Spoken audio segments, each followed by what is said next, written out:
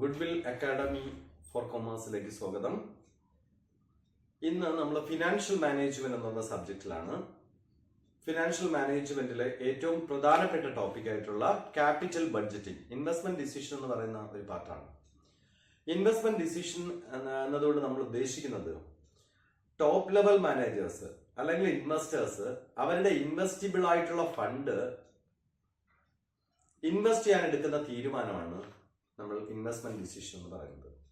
Capital budgeting എന്ന് പറയുന്നത് criteria ആണ്, ഒരു ഇൻവെസ്റ്റ്മെന്റ് ചെയ്യാനുള്ള ഒരു ക്രൈറ്റീരിയ ആണ് നമ്മൾ ക്യാപിറ്റൽ ബഡ്ജറ്റിംഗ് എന്ന് പറയുന്നത്. പലപ്പോഴും ഇൻവെസ്റ്റ്മെന്റ് ഡിസിഷനെയും ക്യാപിറ്റൽ ബഡ്ജറ്റിങ്ങിനെയും നമ്മൾ ഒരുപോലെ ആക്കി പറയാറുണ്ട്.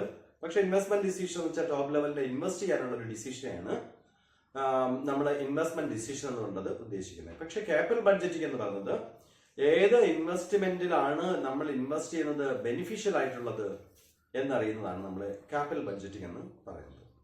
നമ്മൾ ക്യാപിറ്റൽ ബഡ്ജറ്റിംഗിലെ ക്രൈറ്റീരിയാസ്, പല മെത്തേഡ് ഉണ്ട്. നമ്മുടെ കയ്യിലുള്ള ഇൻവെസ്റ്റിബിൾ ആയിട്ടുള്ള ഫണ്ട് ഇൻവെസ്റ്റ് ചെയ്യാൻ വേണ്ടി നമുക്ക് ഏത് ഇൻവെസ്റ്റ്മെന്റ് ആണ് സ്യൂട്ടബിൾ എന്നറിയുന്നതിന് വേണ്ടി നമുക്ക് ഇൻവെസ്റ്റ്മെന്റ് ക്രൈറ്റീരിയ ഉണ്ട്. ധാരാളം ഇൻവെസ്റ്റ്മെന്റ് ക്രൈറ്റീരിയ ഉണ്ട്. അതിൽ മോഡേൺ ആയിട്ടുള്ള ക്രൈറ്റീരിയയും ട്രഡീഷണൽ ആയിട്ടുള്ള ക്രൈറ്റീരിയ ഉണ്ട്. നമുക്കതിലെ പ്രോബ്ലം പാർട്ടുകളാണ് നോക്കുന്നത്. അതിൽ ഏറ്റവും പ്രധാനപ്പെട്ട ഒന്ന് പേ ബാക്ക് പീരീഡ് എന്ന് പറയുന്ന ഒരു മെത്തേഡാണ്. നമുക്ക് പേ ബാക്ക് പീരീഡ് എന്ന് പറയുന്ന മെത്തേഡ്, ഈ പേ ബാക്ക് പീരീഡ് മെത്തേഡ് എന്ന് പറയുന്നത് നമ്മൾ ഇൻവെസ്റ്റ് ചെയ്യുന്ന തുക എത്ര നാളുകൊണ്ട് അല്ലെങ്കിൽ എത്ര വർഷം കൊണ്ട് നമുക്ക് മടക്കി കിട്ടും എന്നുള്ളതാണ് പേ ബാക്ക് പീരീഡ് പറയുന്നത്. നമ്മൾ ഒരു 1,00,000 രൂപ നമ്മൾ ഇൻവെസ്റ്റ് ചെയ്യണം. ആ 1,00,000 രൂപ നമ്മൾ ഇൻവെസ്റ്റ് ചെയ്യുന്ന സമയത്ത് നമുക്ക് ഓരോ വർഷവും 20,000 രൂപ വെച്ച് അതിൽ നിന്ന് പ്രോഫിറ്റ് ഉണ്ട്, അല്ലെങ്കിൽ ക്യാഷ് ഇൻ ഫ്ലോ എന്ന് പറയുന്നുണ്ടെന്നിരിക്കട്ടെ. എങ്കിൽ എത്ര നാളുകൊണ്ട് നമുക്ക് ഈ 1,00,000 മടക്കി എടുക്കാൻ കഴിയും എന്ന് പറയുന്നതാണ് പേ ബാക്ക് പീരീഡ്. നമുക്ക് ഒന്നിലധികം പ്രോജക്റ്റുകൾ ഉണ്ടെങ്കിൽ ഒന്നിലധികം ഓൾട്ടർനേറ്റീവ് ഉള്ള സമയത്ത് ഏത് ഓൾട്ടർനേറ്റീവ് ആണ് നമുക്ക് അനുയോജ്യം എന്ന് സെലക്ട് ചെയ്യാൻ വേണ്ടി ഈ pay back period method least ആയിട്ടുള്ളത് നമ്മൾ സെലക്ട് ചെയ്യും. ഇതില് നമുക്ക് പേ ബാക്ക് പീരീഡിന്റെ ഇക്വേഷൻ നമ്മുടെ പേ ബാക്ക് പീരീഡിൽ അതിന്റെ ആനുവൽ ക്യാഷ് ഇൻ ഫ്ലോ എന്ന് പറഞ്ഞ പ്രോഫിറ്റ് നമ്മൾ പ്രധാനമായിട്ട് കൺസിഡർ ചെയ്യണം. നമുക്ക് ആ പ്രോഫിറ്റ് ഈവൻ ആയിട്ടുള്ള പ്രോഫിറ്റ് ആണെന്നിരിക്കട്ടെ. അതായത് എല്ലാ വർഷവും നമുക്ക് കിട്ടുന്നത് തുല്യമായ എമൗണ്ട് ആണ് പ്രോഫിറ്റ് ആയിട്ട് കിട്ടുന്നതെങ്കിൽ നമുക്ക് ഈ ഇക്വേഷൻ അപ്ലൈ ചെയ്യാം. Initial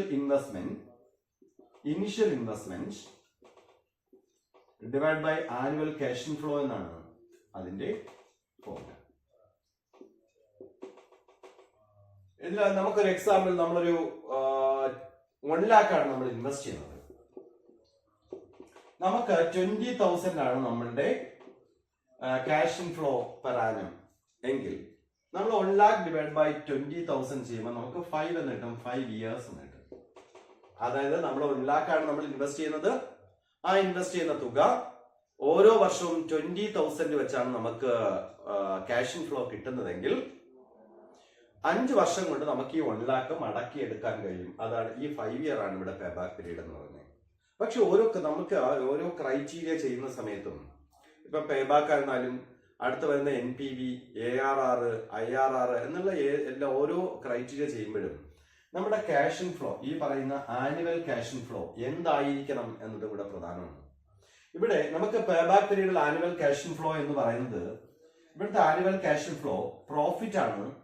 profit before depreciation and after tax ആണ്. അതായത് ഡിപ്രീസിയേഷൻ കുറയ്ക്കാത്തതും ടാക്സ് കുറച്ചതുമായിട്ടുള്ളതായിരിക്കണം നമ്മുടെ പ്രോഫിറ്റ് എന്ന് പറയുന്നത്. അങ്ങനെ ആ പ്രോഫിറ്റ് അങ്ങനെ ആണെങ്കിൽ മാത്രമേ നമുക്ക് ഈ ഫോർമുല അപ്ലൈ ചെയ്യാൻ പറ്റുള്ളൂ. അതായത് ആനുവൽ ക്യാഷ് ഇൻ ഫ്ലോയെ അങ്ങനെ അല്ലേല് നമ്മൾ ഇങ്ങനെ ആക്കി മാറ്റണം. Profit before depreciation and after tax ആക്കി മാറ്റിയതിനു ശേഷം മാത്രമേ നമുക്ക് ചെയ്യാൻ പറ്റുള്ളൂ. ഇത് നമ്മൾ പറഞ്ഞ ഒരു കാര്യം, നമ്മുടെ ആനുവൽ ക്യാഷ് ഇൻ ഫ്ലോ എന്ന് പറയുന്നത് ഈവൻ ആയിരിക്കുന്ന സമയത്ത്, തുല്യമായിരിക്കുന്ന സമയത്ത്, എല്ലാ വർഷവും നമുക്ക് കിട്ടുന്നത് ഈക്വൽ ആയിരിക്കുന്ന സമയത്ത് ഈ ഫോർമുലയാണ് നമ്മൾ അപ്ലൈ ചെയ്യേണ്ടത്. എന്നാൽ നമ്മുടെ ആനുവൽ ക്യാഷ് ഇൻ ഫ്ലോ എന്ന് പറയുന്നത് അൺഈവൻ ആവുന്ന ഒരു അവസ്ഥയുണ്ട്. അതായത് ആനുവൽ ക്യാഷ് ഇൻ ഫ്ലോ എന്ന് പറഞ്ഞാൽ അൺഈവൻ ആയിരിക്കുന്ന ഒരു അവസ്ഥ ഉണ്ട്. അൺഈവൻ ആയിരിക്കുകയാണെങ്കിൽ നമ്മൾ എങ്ങനെയാണ് ചെയ്യുന്നത് എന്ന് നോക്കാം. നമുക്ക് ഒരു എക്സാമ്പിൾ, നമ്മുടെ ഇനിഷ്യൽ ഇൻവെസ്റ്റ്മെന്റ് എന്ന് പറഞ്ഞാൽ 10,000 ആണെന്നിരിക്കട്ടെ. നമ്മുടെ പ്രോഫിറ്റ് ആനുവൽ ക്യാഷ് ഫ്ലോ തന്നിട്ടുണ്ട്. ആനുവൽ ക്യാഷ് ഫ്ലോ എന്ന് പറയുന്നത് ഒന്നാമത്തെ വർഷം നമുക്ക് ഒരു 2000 ആണ് ആനുവൽ ക്യാഷ് ഫ്ലോ. സെക്കൻഡ് ഇയറിൽ വന്നിട്ട് ആനുവൽ ക്യാഷ് ഫ്ലോ എന്ന് പറയുന്നത് ഒരു 5000 ആണ്. തേർഡ് ഇയർ വരുമ്പം അത് 1000 ആയി. ഫോർത്ത് ഇയറിൽ വരുമ്പം അതൊരു 4000 ആണെന്ന് കേട്ടാ. ഇതാണ് ക്വസ്റ്റ്യൻ. ഇനിഷ്യൽ ഇൻവെസ്റ്റ്മെന്റ് എന്ന് പറഞ്ഞാൽ 10,000 ആണ്. നമ്മുടെ ഫസ്റ്റ് ഇയറിലെ ക്യാഷ് ഫ്ലോ ഇവിടെ നമ്മളൊന്നും പറയുന്നില്ല. അപ്പൊ profit before depreciation after tax ആണ് എന്നുള്ളൊരു അസംഷനിലാണ് നമ്മൾ ചെയ്യാൻ പോകുന്നത്. ഇവിടെ നമ്മുടെ ആനുവൽ ക്യാഷ് ഫ്ലോ എന്ന് പറഞ്ഞാൽ 2000, 5000, 1000, 4000 ആണ്. നമ്മളെ ഇനിഷ്യൽ ഇൻവെസ്റ്റ്മെന്റ് എന്ന് പറയുന്നത് 10,000 ആണെങ്കിൽ നമ്മളിത് ചെയ്യാൻ വേണ്ടി നിങ്ങൾ കോളം വരയ്ക്കണം.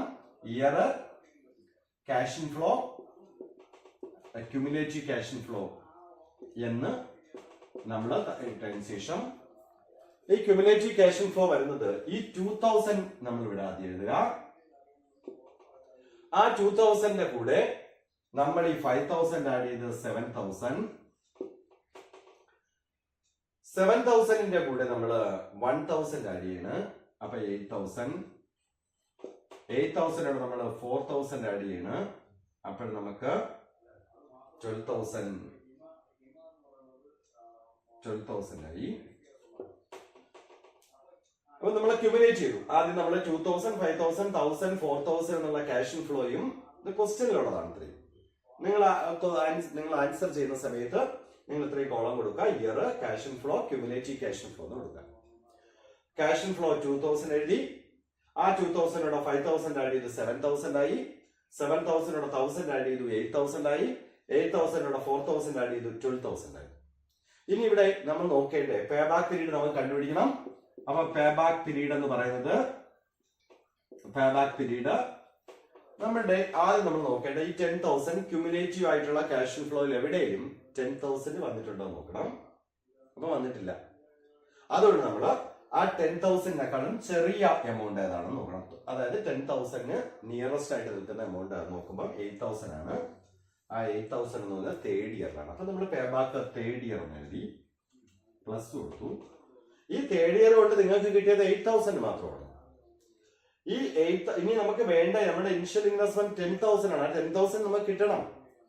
അപ്പം അടുത്ത വർഷമായിപ്പോയാൽ 12,000 ആണ് കിട്ടുന്നത്. കറക്റ്റ് 10,000 അല്ല.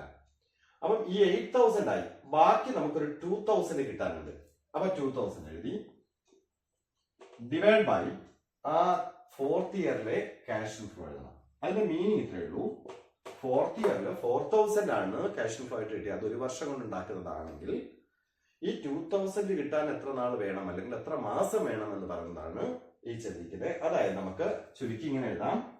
3 and 2/4 ഇയേഴ്സ്. അതായത് 3.5 ഇയേഴ്സ് ആണ് പേ ബാക്ക് പീരീഡ് എന്ന് പറയുന്നത്. അപ്പൊ ആദ്യം പറഞ്ഞത് ക്യാഷ് ഫ്ലോ എന്ന് പറയുന്നത് ഈവൻ ആയിരിക്കുന്ന സമയത്താണ്. സെക്കൻഡ് പറയുന്നത് ക്യാഷ് ഫ്ലോ അൺഈവൻ ആയിരിക്കുന്ന സമയത്തെ കാര്യമാണ് സെക്കൻഡ് ഇയറിൽ സെക്കൻഡ് പ്രോബ്ലത്തിലായിട്ട് നമ്മൾ പറഞ്ഞത്. ഇനി ഇതിനകത്ത് അഡ്ജസ്റ്റ്മെന്റ്സ് ധാരാളം വരാം. ഈ അഡ്ജസ്റ്റ്മെന്റ്സ് വരുമ്പം എങ്ങനെ ചെയ്യണം എന്നുള്ളതാണ് മറ്റൊരു പ്രശ്നം. അതായത് ഈ അഡ്ജസ്റ്റ്മെന്റ് എന്ന് പറയുന്നത് അവര് ഒരു ക്വസ്റ്റ്യനിൽ പറയുന്നു നമ്മുടെ പേ ബാക്ക് പീരീഡ് എന്ന് പറയുന്നത്, അതായത് ഇനിഷ്യൽ ഇൻവെസ്റ്റ്മെന്റ് എന്ന് പറയുന്നത് 1 lakh ആണ്. ഇവിടെ ക്യാഷ് ഇൻഫ്ലോ എന്ന് പറയുന്നത് ഒരു 20,000 ആണ്. ആ 20,000 എന്ന് പറയുന്നത് ബിഫോർ ടാക്സ് ആണ്. ടാക്സ് എന്ന് പറയുന്നത് 50% ആണ് നമ്മൾ തന്നിട്ടുള്ളത്. അതായത് ക്വസ്റ്റ്യൻ എന്താണ്? ഇനിഷ്യൽ ഇൻവെസ്റ്റ്മെന്റ് എന്ന് പറഞ്ഞാൽ 1 lakh ആണ്. നമ്മുടെ ക്യാഷ് ഇൻഫ്ലോ എന്ന് പറയുന്നത് അല്ലെങ്കിൽ പ്രോഫിറ്റ് എന്ന് പറഞ്ഞാൽ 20,000 ആണ്. പക്ഷെ 20,000 എന്ന് വെച്ചാൽ ബിഫോർ ടാക്സ് ആണ്. ബിഫോർ ടാക്സിന്റെ അർത്ഥം എന്ന് വെച്ചാൽ ആഫ്റ്റർ ഡിപ്രീസിയേഷൻ ആയിരിക്കും. ഒന്നും അവർ പറയുന്നില്ല. ഈ ക്വസ്റ്റ്യൻ ഇത്രയേ ഉള്ളൂ. ആഫ്റ്റർ ഡിപ്രീസിയേഷൻ ആയിരിക്കും. ഇതെങ്ങനെ പേ ബാക്ക് പീരീഡ് ചെയ്യുമെന്ന് നോക്കാൻ വേണ്ടി നമ്മൾ ആദ്യം ക്യാഷ് ഇൻഫ്ലോ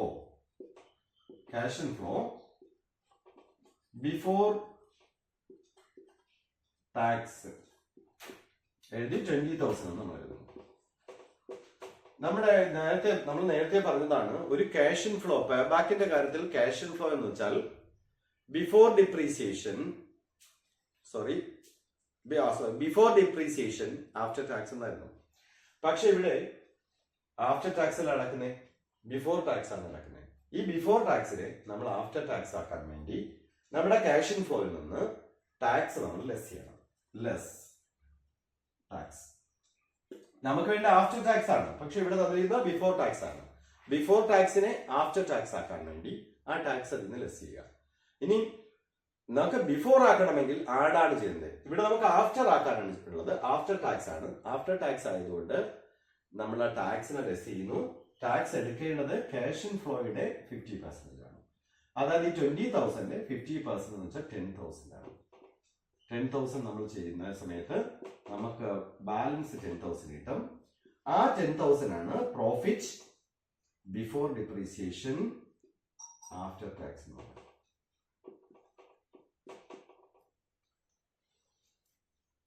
നമുക്ക് ഇതിന്റെ പേ ബാക്ക് പീരീഡ് കണ്ടുപിടിക്കുന്ന സമയത്ത് പേ ബാക്ക് എന്ന് വെച്ചാൽ നമുക്ക് 1 lakh ആണ് ഇനിഷ്യൽ ഇൻവെസ്റ്റ്മെന്റ് ഡിവൈഡ് ബൈ 10,000, അതായത് 10 ഇയർ ആണ് നമ്മുടെ പേ ബാക്ക് പീരീഡ് എന്ന് പറഞ്ഞിട്ടുള്ളത്. ഇങ്ങനെ നമ്മൾ നോക്കിയാൽ ഇതൊരു പ്രോബ്ലം ആണ്. അടുത്തൊരു പ്രോബ്ലം നമ്മൾ നോക്കുന്ന സമയത്ത് ഒരു പ്രോജക്റ്റിന്റെ കോസ്റ്റ്, ആ പ്രോജക്റ്റിന്റെ കോസ്റ്റ് അവർ തന്നിട്ടുള്ള 5 lakh ആണ്. ഒരു പ്രോജക്റ്റിന്റെ കോസ്റ്റ് 5 lakh തന്നിട്ടുണ്ട്.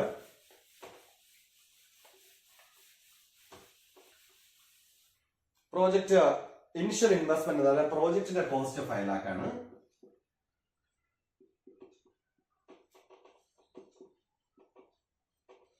അടുത്തവർ പറയുന്നത് അതിൽ നിന്ന് കിട്ടുന്ന പ്രോഫിറ്റ് എന്ന് വെച്ചാൽ 80,000 ആണ്.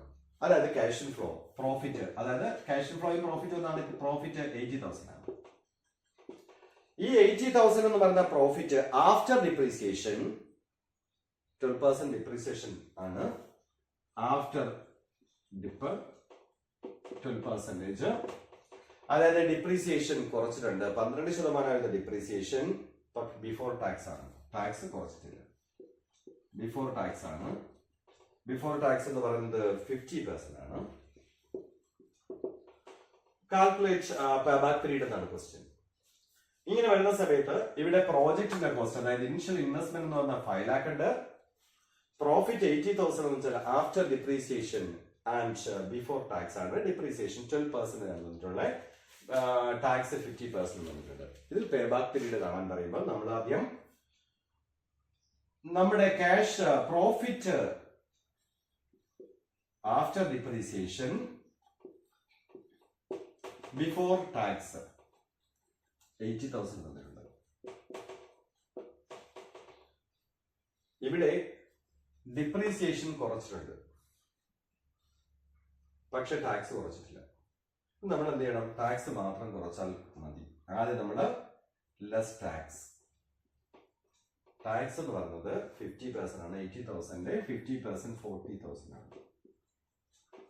കുറച്ചാൽ 40,000. പക്ഷെ പേ ബാക്കിന്റെ റൂൾ അനുസരിച്ച് ബിഫോർ ഡിപ്രീസിയേഷൻ ആഫ്റ്റർ ടാക്സ് ആണ് വേണ്ടത്. ബിഫോർ ഡിപ്രീസിയേഷൻ ആഫ്റ്റർ ടാക്സ് ആണ് വേണ്ടത്. ഇപ്പൊ നമുക്ക് കിട്ടിയ ആൻസർ എന്ന് വെച്ചാൽ ആഫ്റ്റർ ഡിപ്രീസിയേഷൻ ആഫ്റ്റർ ടാക്സ് ആണ്. അതായത് നമ്മുടെ പ്രോഫിറ്റിൽ നിന്ന് ഡിപ്രീസിയേഷൻ ലെസ് ചെയ്തിട്ടുണ്ട്, ടാക്സും ലെസ് ചെയ്തിട്ടുണ്ട്. അതാണ് 40,000. പക്ഷെ പേ ബാക്ക് പീരീഡ് ചെയ്യാൻ വേണ്ടത് ബിഫോർ ഡിപ്രീസിയേഷൻ ആഫ്റ്റർ ടാക്സ് ആണ്. ഇതിന് നമുക്ക് ഇനി ബിഫോർ ഡിപ്രീസിയേഷൻ ആക്കാൻ വേണ്ടി ഡിപ്രീസിയേഷൻ ആഡ് ബാക്ക് ചെയ്താൽ മതി. നമ്മൾ എത്രയാണോ ഡിപ്രീസിയേഷൻ 12% ആണ്. ആ 5 lakhന്റെ 12%. ആ 5 lakhന്റെ 12% എന്ന് പറഞ്ഞാൽ 60,000 ആണ് ഡിപ്രീസിയേഷൻ.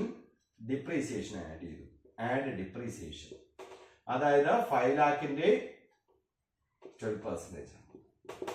60,000 നമ്മൾ ആഡ് ചെയ്തു. 60,000 നമ്മൾ ആഡ് ചെയ്ത സമയത്ത് 1 lakh എന്ന് കിട്ടി. 1 lakh ആണ് നമ്മുടെ profit after before depreciation after tax 1 lakh ആണ്. ഇനി നമുക്ക് പേ ബാക്ക് ചെയ്യാൻ വേണ്ടി വേറെ പ്രയാസമൊന്നുമില്ല. നമ്മുടെ ഇനിഷ്യൽ ഇൻവെസ്റ്റ്മെന്റ് 5 lakh ആണ്. ആ 5 lakhനെ ഡിവൈഡ് ബൈ നമുക്ക് കിട്ടിയ ആൻസർ 1 lakh കൊണ്ട് ഡിവൈഡ് ചെയ്യുന്ന സമയത്ത് നമുക്ക് 5 കിട്ടും. 5 years ആണ് പേ ബാക്ക് പീരീഡ് ആയിട്ട് കിട്ടുന്നത്. നമ്മൾ ആദ്യം നമ്മൾ ഈവൻ ആയിട്ടുള്ള ഒരു ക്യാഷ് ഇൻഫ്ലോ ആണെങ്കിൽ നമ്മളിത് ചെയ്യുന്നതാണ്.